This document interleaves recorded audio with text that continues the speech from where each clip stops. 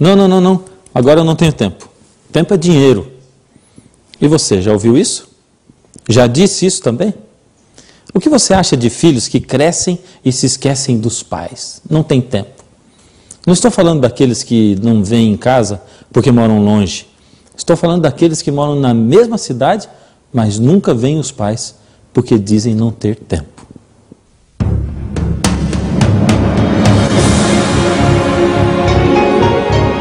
Ele permaneceu através dos tempos. O livro de Deus, a Bíblia.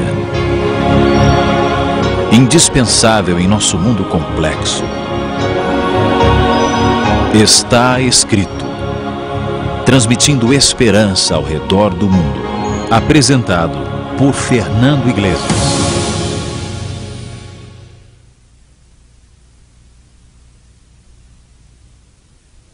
Quais as lembranças que você tem do seu pai e da sua mãe?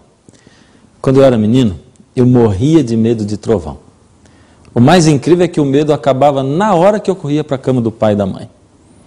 Meu pai, por exemplo, costumava cantar para a gente. Ele cantava Tutu Marambá. A voz dele, grave, afinada, envolvia a gente de um jeito que não dá nem para explicar. A única coisa que eu posso explicar é que quando eu acordava, eu já estava de volta na minha cama. Tutu Marambá, não venha mais cá, que o pai do menino te manda pegar. Há uns anos atrás, eu fui passar uns dias de férias na casa dos meus pais. Meu pai sempre foi muito cantarolante. Desculpe por inventar essa palavra, mas é que ele vive assobiando pela casa, cantando. Naquele dia, eu ouvi meu pai cantando bem baixinho. Eu percebi que o som vinha de lá do quarto dele. Fiquei assim surpreso, porque fazia muitos anos que eu não ouvia meu pai cantando aquela música, Tutu Marambá. Fui andando bem devagarinho, pé por pé, para ver o que estava acontecendo. E quando eu abri a porta, fiquei emocionado. Me emocionei ao ver que meu pai estava cantando para o meu filhinho dormir. Naquele momento eu me projetei ali naquela cama. Foi como se o tempo voltasse atrás. Minha mãe era nossa companheira diária, coleguinha. Ela brincava de carrinhos e aprendeu até a soltar pipa. Apesar do pai da gente servir para um monte de coisas, brincadeiras, para pular na barriga dele, para carregar a gente de cavalinho, quando a coisa fica difícil, quem resolve mesmo, você sabe, é a mãe. Minha mãe era nossa confidente. Sempre eu conversava das coisas da vida com ela. Meu pai tinha muito trabalho e a gente só se via quando estava escurecendo. Nem sempre ele tinha tempo para brincar com a gente todo dia. É por isso que a gente esperava com muita ansiedade a chegada do sábado. No sábado meu pai sempre tinha tempo para ficar com a gente. Sábado era dia de investir na companhia uns dos outros em conversa lá em casa. Na maioria dos sábados a família toda se reunia, tios, tias, primos, vô, vó. No sábado meu pai era outro, ele tinha muito mais tempo para ser companheiro como a minha mãe era. Era até engraçado como o sábado parecia ter mais horas do que os outros dias da semana. Existem muitos filhos de Deus que nunca têm tempo para o Pai, para Deus. Ele sabia disso desde a criação.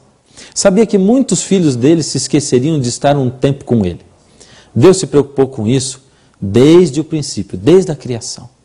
Preste atenção na cena da criação. Jesus havia acabado de criar o planeta. E ele então plantou um jardim, uma casa especial para receber os seus filhos que ainda iriam nascer. E então só depois de estar tudo prontinho é que ele criou o homem e a mulher. Era o 6º dia da criação. Tudo que Jesus havia planejado era para os seus filhos. Se você existe nesse mundo, é porque Jesus desejou a sua companhia. Jesus também sonhou com a sua vida. Ele planejou o surgimento seu nesse mundo. Jesus suspirou por você. Você vê que eu estou alternando o nome de Deus e Jesus, porque a Bíblia declara que o Deus Criador do Gênesis era o próprio Jesus, como está escrito em João capítulo 1, do verso 1 até o 3. No princípio era o Verbo, Jesus, e o Verbo estava com Deus, e o Verbo, Jesus, era Deus. Todas as coisas foram feitas por Ele e sem Ele, nada do que foi feito se fez. Só que os primeiros seres criados não nasceram nesse mundo como crianças. Eles foram criados adultos. Já nasceram falando. Imagine o tanto de coisas que os dois tinham para conversar com Jesus. Quantas perguntas a serem feitas e respondidas. Tudo era diferente, tudo era novo. Tudo era muito curioso. Quanto tempo será que Deus, o Pai, dedicava aos dois filhos? A Bíblia diz quanto tempo. Em Gênesis 3:8 diz o seguinte: quando ouviram a voz do Senhor Deus que andava no jardim pela viração do dia. A cada dia, quando o sol se escondia lá no horizonte, o Criador se encontrava com os seus filhos. Eles passavam o dia todo sozinhos, descobrindo sozinhos a vida. Então, de tarde, o Senhor aparecia. Mas para Jesus, esse tempo ainda era pouco. Ele queria mais. Por isso, desde a criação, Jesus planejou passar um tempo especial com eles. Veja só, veja comigo aqui em Gênesis, capítulo 2, verso 2. Gênesis 2, 2. E havendo Deus terminado no dia 7º a sua obra que fizera, descansou nesse dia de toda a sua obra que tinha feito. A Bíblia declara que o Senhor criou tudo em 6 dias e que ao 7º dia Ele descansou. Deus descansou, mas Deus se cansa? A Bíblia diz que não. Em Isaías 40, 28, a gente lê o seguinte: não sabeis, não ouvistes, que o eterno Deus, o Senhor, o Criador, não se cansa, nem se fadiga? Deus não estava cansado, mas Ele descansou da sua obra no 7º dia, porque como um pai que ama os seus filhos, Ele desejava passar tempo com os filhos, e também porque Ele sabia que futuramente o homem precisaria de descanso. Deus queria gastar tempo com eles. Sabe por que tempo? Porque o tempo é a essência da vida. Na verdade, o tempo é a própria vida. Quer dizer ao seu filho de 4 anos que você o ama? Então dedique tempo a ele. Ao invés de dizer, olha, o papai te ama, viu? Prove que o ama. Jogue bola com ele, brinque de carrinho com ele. Você quer dizer para sua esposa que você ama? Dedique tempo a ela. Só vocês dois. Passeiem juntos, caminhem juntos.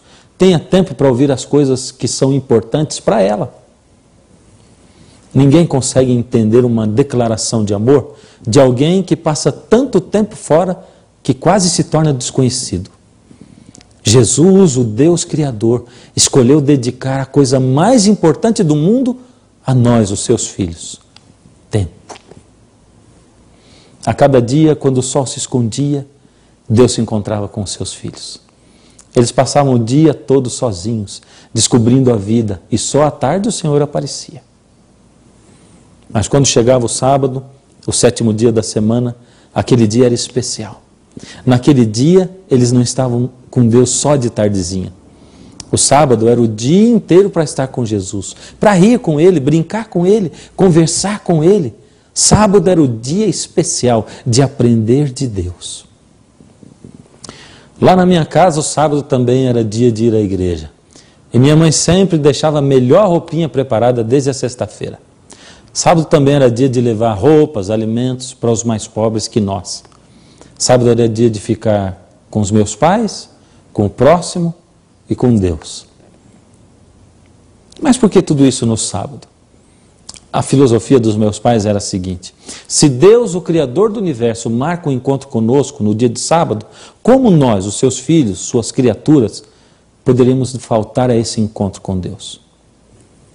Não existe nesse mundo alguém mais interessado em nós do que Jesus. Ele sabia que o pecado entraria nesse mundo e que as pessoas se tornariam más umas com as outras. Sabia que elas iriam se esquecer de Deus completamente. Jesus amava tanto os seus filhos que não queria que eles sofressem.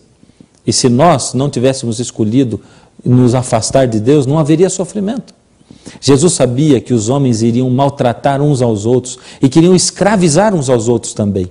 Ele também sabia que se esqueceriam do sábado como dia de descanso. Por isso Jesus confirmou o sábado em sua lei dada para Moisés lá no Sinai. Você já percebeu como é o texto todo do 4º mandamento? Êxodo 23, 12 diz: 6 dias farás a tua obra, mas ao 7º dia descansarás. Para que descanse o teu boi e o teu jumento, e para que tome alento o filho da tua serva e o forasteiro. Percebeu como Jesus protege os servos, os escravos e até os animais com o sábado? Quando Jesus criou o sábado, ele queria que esse fosse um dia para proteger os desprotegidos. O tempo foi passando e as pessoas se afastando cada vez mais de Deus. Até o povo de Israel, que se dizia povo de Deus, depois de passar 400 anos no Egito, se misturou com o povo egípcio e tomou os costumes deles, os deuses deles para si.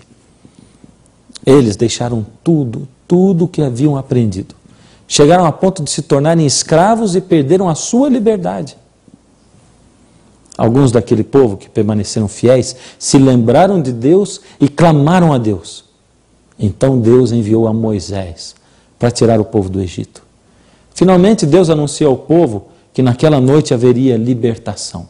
Deus iria realizar um ato de libertação maravilhoso. Então Deus, aproveita para lembrar ao povo de que a libertação final do ser humano de seus pecados seria através da cruz de Jesus, que Jesus iria ainda nascer no mundo e que iria ainda morrer por toda a humanidade. Então Deus apresenta mais um motivo para que guardássemos o sábado. Deuteronômio 5,15 diz: porque te lembrarás que foste servo na terra do Egito, e que o Senhor teu Deus te tirou dali com mão poderosa e braço estendido, pelo que o Senhor teu Deus te ordenou que guardasses o dia de sábado.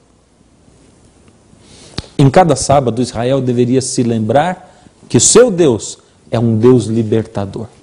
O sábado teria um significado de libertação. Libertação em 3 dimensões. Primeiro, o sábado significava libertação no passado. Era o livramento na época da libertação do Egito, a Páscoa da qual acabamos de falar agora. Segundo, o sábado significa libertação no presente. É o livramento das nossas cargas de cada semana, o alívio do estresse, que deveria acontecer sempre no 7º dia de cada semana. E em terceiro, o sábado significa libertação no futuro.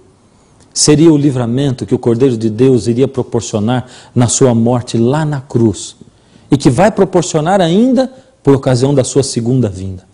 Cristo traria libertação ao vir à terra.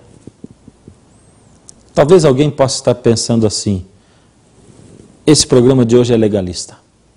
Eles estão querendo ensinar salvação pelas obras, por guardar a lei, por guardar o sábado. Mas eu não estou dizendo que você tem que guardar o sábado para se salvar. Todos os legalistas se escondem atrás de boas intenções.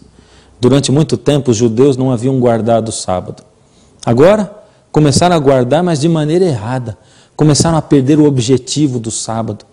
O sábado, que havia sido criado para a nossa libertação, começou a virar um martírio, uma prisão para aquelas pessoas.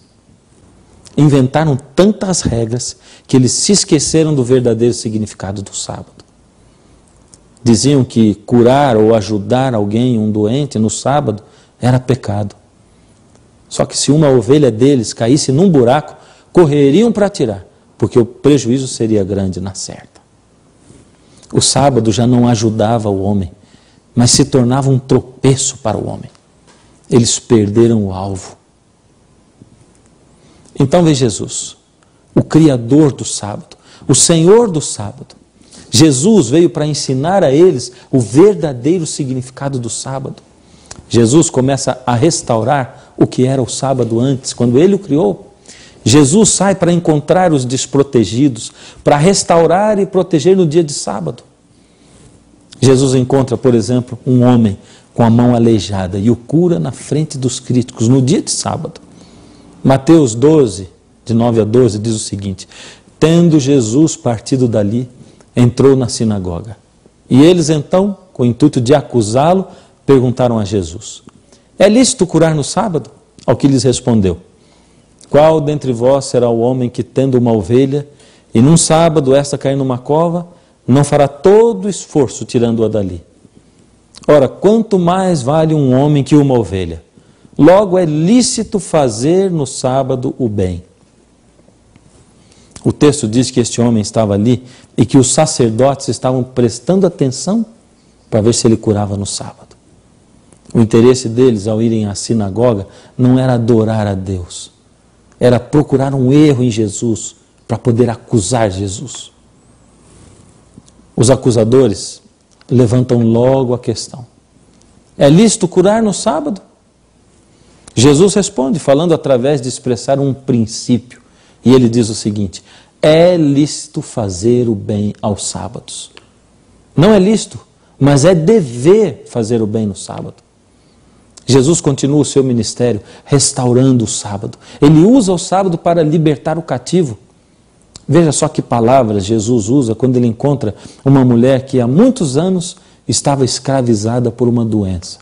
Isso está em Lucas, no capítulo 13, do verso 10 ao 17. Ora, ensinava Jesus no sábado numa das sinagogas. E veio ali uma mulher possessa de um espírito de enfermidade. Já por 18 anos andava ela encurvada, sem de modo algum poder endireitar-se. Vendo-a Jesus, chamou-a e disse-lhe: mulher, estás livre da tua enfermidade. E impondo-lhe as mãos, ela imediatamente se endireitou e dava glória a Deus. O chefe da sinagoga, indignado de ver que Jesus curava no sábado, disse à multidão: 6 dias há em que se deve trabalhar. Vinde, pois, nesses dias para serdes curados, e não no sábado. Disse-lhe, porém, o Senhor: hipócritas, cada um de vós não desprende da manjedoura no sábado o seu boi ou o seu jumento para levar ao bebê? Por que motivo não se deveria livrar deste cativeiro em dia de sábado esta filha de Abraão, a quem Satanás trazia presa há 18 anos? Viu só? Ao Jesus encontrar-se com aquela mulher, ele a declara livre da enfermidade. Aí ele passa a ser repreendido pelo chefe da sinagoga e pelo povo por trazer pessoas para serem curadas no sábado. Aqui finalmente aparece a função redentiva do sábado. O sábado deveria ser usado para redimir, libertar. E era exatamente para isso que Jesus tinha vindo a este mundo. Jesus compara o fato de libertar um animal ao ato de libertar um filho de Deus de uma doença. O fato de Jesus libertar no sábado nos lembra a sua função de Messias, função messiânica, que era proclamar liberdade aos cativos. Temos nas curas de Jesus aos sábados não apenas atos de amor, compaixão, de graça, mas verdadeiros atos sabáticos, ou seja, atos que realmente cumprem o objetivo para o qual o sábado foi criado. Jesus guardava o sábado da Bíblia, não o sábado dos judeus, as regras dos judeus, as invenções humanas deles. É por isso que eles o criticavam e diziam que Jesus não guardava o sábado. Veja só essa declaração. Vamos ler João 5,18. Não somente violava o sábado, mas também dizia que Deus era o seu próprio Pai, fazendo-se igual a Deus. Jesus não guardava as normas absurdas dos judeus. Ele guardava os princípios que ele mesmo estabeleceu. Mas por isso os judeus o acusavam de violar o sábado. Só que Jesus diz na cara deles que eles é que não guardavam o sábado. Veja em Marcos 7,8. E disse-lhes ainda: jeitosamente rejeitais o mandamento de Deus para guardardes a vossa própria tradição. Bem, de um lado estão os judeus dizendo que Jesus não guardava o sábado. De outro lado está Jesus dizendo que os judeus é que não guardavam certo. Quem você acha que está com a razão? Jesus ou os judeus? Por favor, quem sabe você pegou essa série pela metade, ou quem sabe pegou até o programa pela metade. Então não fique aí pensando que eu sou legalista, que guardo o sábado para me salvar. Não, eu sei quem é o meu Deus. Eu sou salvo pela graça e só pela graça. Nada que eu faça para marcar pontos, para me salvar, vai adiantar, porque Cristo já fez tudo. Se eu guardar a lei dos 10 mandamentos e o sábado para me salvar e para contar pontos com Deus, eu estarei fazendo errado. Estarei sendo legalista. Estarei insultando a Deus. Então ainda fica no ar a pergunta: será que guardar o sábado não é sinônimo de justificação pelas obras? Ou seja, será que se eu guardo o sábado, eu não estou dizendo que quero mais pontos na minha fichinha com Deus? Quero voltar para a história do meu pai. Eu cresci e me tornei um adolescente muito tímido. A gente morava numa cidade chamada Jacareí, no interior do estado de São Paulo. Lá onde existia só uma igreja adventista. Mesmo assim, eu não tinha coragem nem mesmo de fazer uma oração em público. Meu pai sempre foi representante de laboratório, essa era a profissão dele. Por isso, de vez em quando, a gente mudava de cidade. No final de ano, quando eu tinha 15 anos, tentaram promover o meu pai na firma dele pela terceira vez. Mas se ele aceitasse, teria que trabalhar aos sábados. Então ele rejeitou pela terceira vez a promoção. Só que dessa vez ficaram tão irritados que demitiram o meu pai. Legalismo isso? Meu pai tinha uma filosofia. Se Deus me convida para estar com Ele, não sou eu quem vou faltar ao encontro. Alguns diziam para o meu pai, você é louco.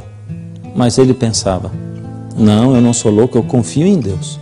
Eu não posso fazer nada para me salvar. Deixe que Deus me salva e me ajuda. Mas eu vou colocar o meu tempo com Deus em primeiro lugar, no dia em que Deus pede. Foi desse jeito que com mais de 40 anos de idade, o meu pai, com 3 filhos, foi demitido do laboratório onde ele trabalhava por causa do sábado. O mais interessante é que dali a apenas um mês meu pai já estava empregado em outro laboratório, tão bom quanto o anterior, mas ganhando muito melhor do que ele ganhava antes. Por causa disso, nós tivemos que nos mudar de novo para outra cidade, para Sorocaba, também no interior de São Paulo. Eu tinha 15 anos de idade. Assim que eu cheguei à nova igreja, eles me convidaram para participar com eles das atividades. A igreja era cheia de jovens da minha idade. Eu não tinha coragem de dizer que eu tinha vergonha. Assim, quando eles me chamavam para fazer alguma coisa, eu sempre aceitava. Foi assim que a minha inibição foi desaparecendo. Em Sorocaba eu encontrei a minha namorada, que hoje é minha esposa. Meu irmão se casou com a irmã dela. Lá na cidade de Sorocaba, depois de tanto participar na igreja, eu me senti chamado por Deus para cursar o seminário de teologia. E foi de Sorocaba que eu saí para fazer 4 anos de seminário.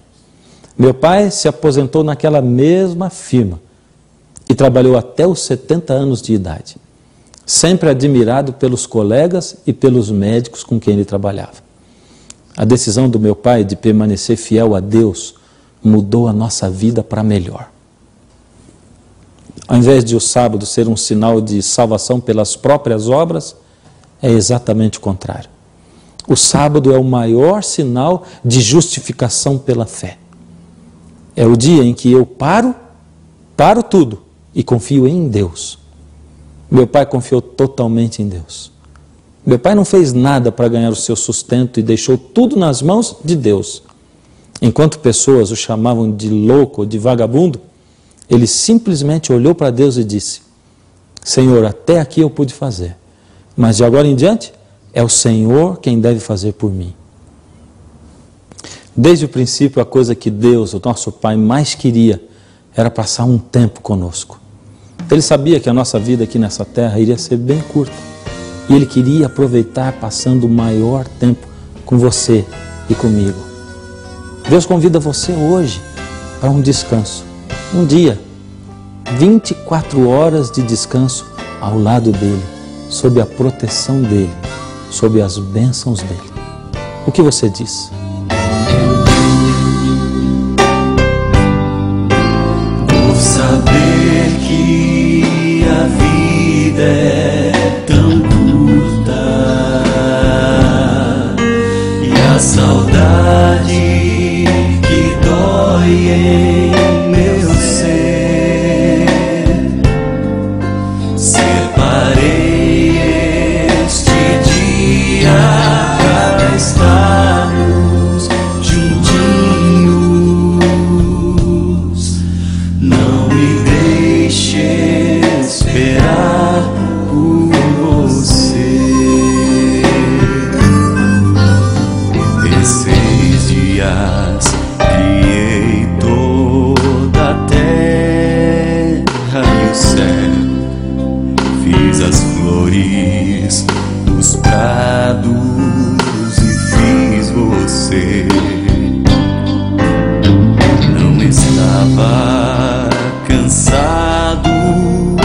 mas descansei. Eu só queria um tempo com você. Por saber que a vida é tão curta e a saudade que dói em meu ser, separei este dia pra estarmos juntinhos. Não me deixe esperar por você, por saber que a vida é tão curta e a saudade que dói em meu ser, separei este dia pra estarmos juntinhos. Não me deixe esperar por você, não me deixe esperar por você.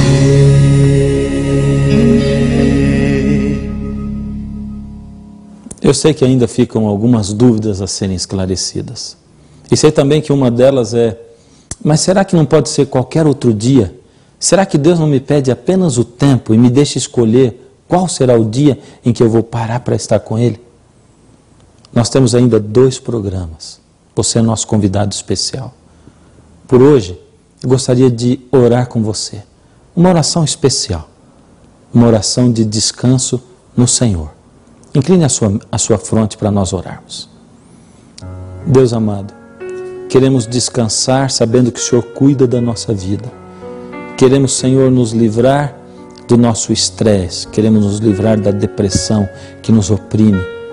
Sabemos que o Senhor nos convida para um dia inteiro, 24 horas com o Senhor. Sabemos que o Senhor é o nosso Pai, que nos ama e que quer o melhor para nós. Por isso, Senhor, cada dia mais, abre a nossa mente e o nosso coração. Entra nessa vida desse filhinho seu, que agora nos escuta. Em nome de Jesus. Amém. Não se esqueça que nós temos um encontro marcado para a próxima semana. No próximo está escrito. E até lá, saiba sempre, se houver alguma dúvida, está escrito. Nem só de pão viverá o homem, mas de toda palavra que sai da boca de Deus.